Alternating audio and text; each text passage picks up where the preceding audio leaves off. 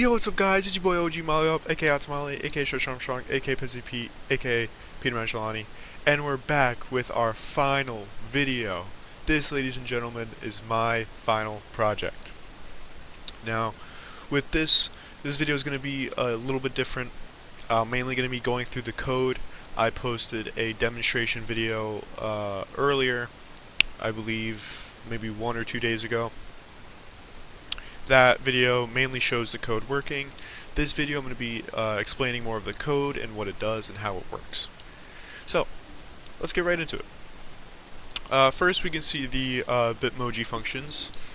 We can see the Bitmoji function of my partner here, and mine. This shows, as you can see on the splash screen, which was required. Now, let's go through our variables. First, we have our variable gravity. This is the speed at which the ball drops. The ideal speed is 0.06. It can be modified, but I found that 0.06 was the ideal speed. Next, we have two empty arrays. We have the empty arrays for pegs, and we have the empty arrays for the balls. Now, with these two arrays, we have code that then pushes new basically balls or pegs into these empty arrays. That will be shown later in the code. We have the rows, which I can show here. Let me just pick a random color. This will all be explained deeper into the code. The rows are the shape, which can be changed, but it actually needs to be kept at 13 because if I change the number, then the rows are going to be all uneven and it's going to look sloppy. We don't want that. Then we have our var current scene, which keeps tracks of what scene is going to be on the screen. Then we have our still playing variable, which will always stay true. Next, we have our ball color, which is set to this color, but this does get changed. And we have our score variable, which is always at 10, because with the score, every time when you click, it minuses 5. So we wanted to give the player at least 2 chances without going negative. And then we have the array of slot scores, which is just shown to keep track of what score the player is going to be getting. Well, look at that, it works. So next we have the con button class, which is required for the project. It is generously copy and pasted into here.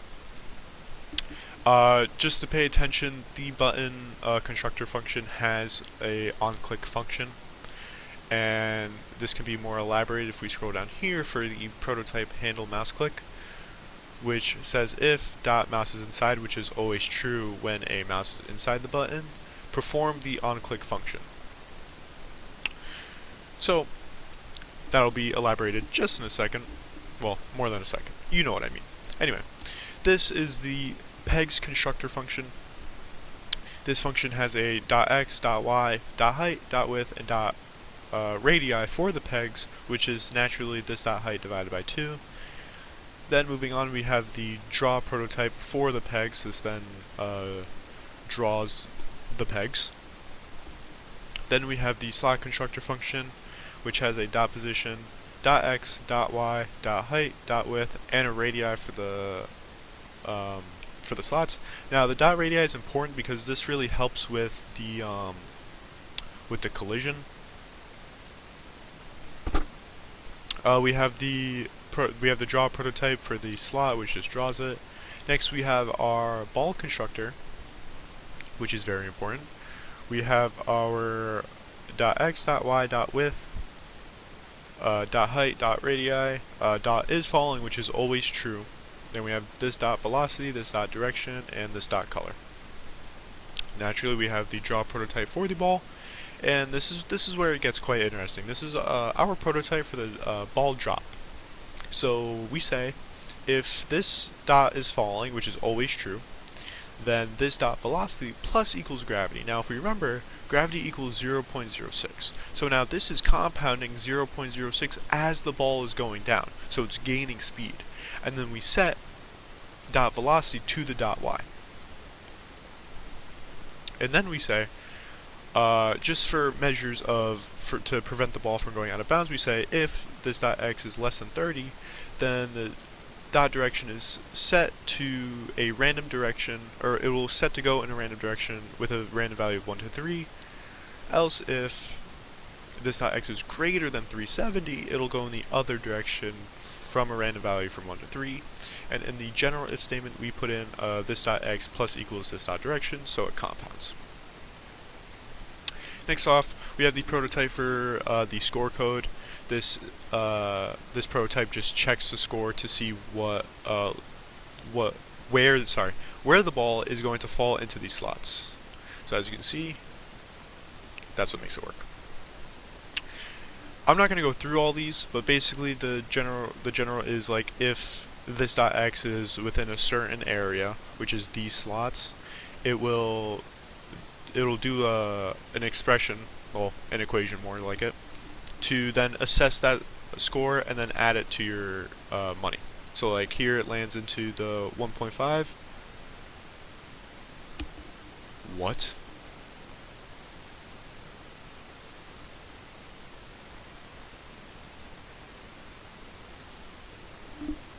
That was weird. Anyway, so as you can see, it lands in the times 3. It takes a 5, times it by 3, adds it to the original score. Moving on, we now have the peg collision. This assesses where the ball is going to go whenever a ball hits a peg. Excuse me. Now you may be asking, Peter, you said the dot radii is going to help with the collision. And my answer to that is, I have no idea what you're talking about. Because the collision clearly says that if peg.x is greater than or equal to this dot x minus 10, and the peg.x is less than or equal to this dot x plus 10, and the exact same thing for the dot y, then run this if statement that says if this dot x is less than peg.x, then go in a random direction, not in a random direction, go, I believe this is left, from a value of a random value from 1 to 3, or else go in the other direction with a random value from 1 to 3. These random values stop the ball from like flying all over the place. 1 to 3 was the best values for it. Next we have the exact same code with a little bit of modified numbers. We use 5 instead of 10. This is just so if a ball so happens to hit like a slot right here, it'll bounce off. We made these numbers a little bit more aggressive too, just so it kind of has like the cool effect of like hitting the slot fast and then it like bounces off fast. Alrighty, moving on. This is the for loop that pushes new pegs into the empty array that was shown up in the variables above. Again, this is a for loop that pushes new slots into the empty array that was shown above. This is the function that then draws the game. We have the background fill, text size. Excuse me, sorry. The text that shows up here with whatever the score is. This is the for loop that displays the slot scores right here. That was using the array with that variable array that's already predefined. We have here we have this for loop that then draws the pegs, for loop that draws the slots. Again, it's putting in new values every time. Here we have the for loops that run the collision code, so it happens every single time the program is run. Then down here we just have the ball draw function, the ball.draw function, and then we have the balls.checkScore function. So that's always running in the draw loop.